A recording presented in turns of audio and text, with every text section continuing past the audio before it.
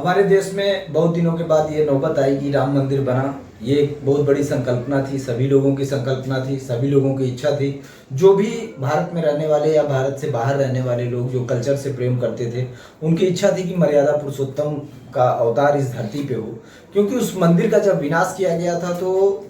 बाबर ने भी ये सोच करके उस मंदिर का विनाश किया था कि उस जगह पे जिस भी व्यक्ति की पताका फहराएगी इस धरती के ऊपर उसका राज होगा, ऐसा उसके सेनापति द्वारा उसका बताया गया। क्योंकि बाबर उस धरती पे कभी नहीं आया, पर उसने अपने लाखों सिपाहियों को मरवा दिया सिर्फ उस जगह पे एक झंडा लगाने के लिए। वो खुद नहीं गया, सिर्फ इसीलिए उसका एक प्रभाव भी नजर आया। अच्छा, कि जब से उस जगह पे मर्यादा पुरुषोत्तम का ध्वज लगा तब से कोर्टों ने भी बहुत खास खास निर्णय दिया, सदन ने भी तरह तरह के प्रकार के नए नए कानून पास किए जिससे समाज में सुधार आएगा। पर अब ये सबसे बड़ी बात है कि मर्यादा पुरुषोत्तम जिनके लिए खास थे,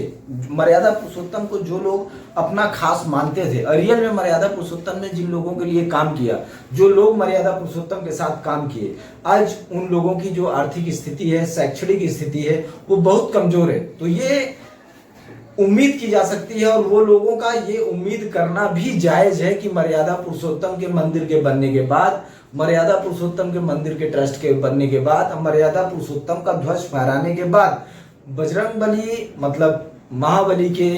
लोग, उनके अनुयायी जो आज वाकई अशिक्षा की स्थिति से गुजर रहे हैं, जो महानगरों में भी लेबर का काम करने आते हैं और जो शिक्षा माफिया आज हावी है, जो एजुकेशन सिस्टम हावी है, नहीं कर पा रहे हैं, तो ये उम्मीद करते हैं कि जब मर्यादा पुरुषोत्तम का ध्वज लहराई गया है, जब उनके कुल देवता का ध्वज लहरा रहा है, क्योंकि ऐसा माना जाता है अगर आप छत्तीसगढ़ में भी जाएंगे तो बहुत सारे समाज वन क्षेत्र में रहने वाले हैं जो अपने पूरे शरीर पे राम का नाम गुदवाते हैं, उनके नाम के साथ राम का नाम नजर आता है। ये साफ साफ समझ में आता है, वो लोग मानते भी हैं कि वो उनके कुल देवता है। तो जब उनके कुल देवता विराजमान हो रहे हैं, जब उनके कुल देवता की पताका ससम्मान फहरा रही है, तो उनको ये उम्मीद करना लाजमी है, उनके द्वारा ये उम्मीद किया जाना एक व्यवहारिक बात है कि आने वाले दौर में उन मर्यादा पुरुषोत्तम के आशीर्वाद से, उनके ट्रस्ट से आए हुए पैसों से, उस ट्रस्ट में आए हुए दान से, चंदे से,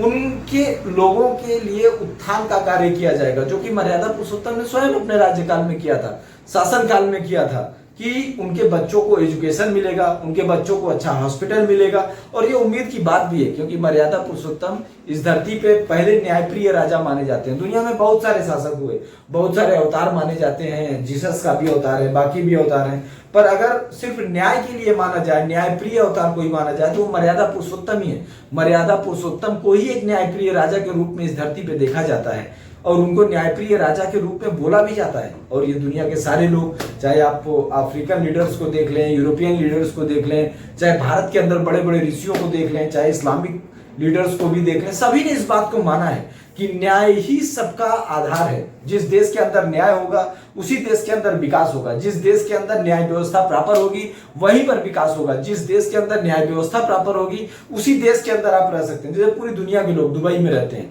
पर दुबई के अंदर किसी से कोई प्रॉब्लम नहीं है। सारे लोग बोलते हैं सारे डॉन दुबई में, वो डॉन जो अपने देश के अंदर ब्लास्टिंग कर रहे हैं, लफड़ा कर रहे हैं, दिक्कत दे रहे हैं, वो दुबई में दिक्कत क्यों नहीं देते? क्योंकि दुबई के अंदर न्याय व्यवस्था है, प्रॉपर न्याय व्यवस्था है। उन्होंने मर्यादा पुरुषोत्तम से न्याय की इस पद्धति को सीखा और उसको अंगीकृत किया और उन्होंने अपने ऊपर इस चीज को लागू किया, अपने राष्ट्र के ऊपर इस चीज को लागू किया। यही कारण है कि आज दुबई के अंदर कोई दिक्कत नहीं है। तो इस बात से सबक लेना चाहिए और मुझे लगता है कि ये उनका अधिकार भी है, क्योंकि वो लोग हैं जिन्होंने मर्यादा पुरुषोत्तम के लिए जंगलों में लड़ाई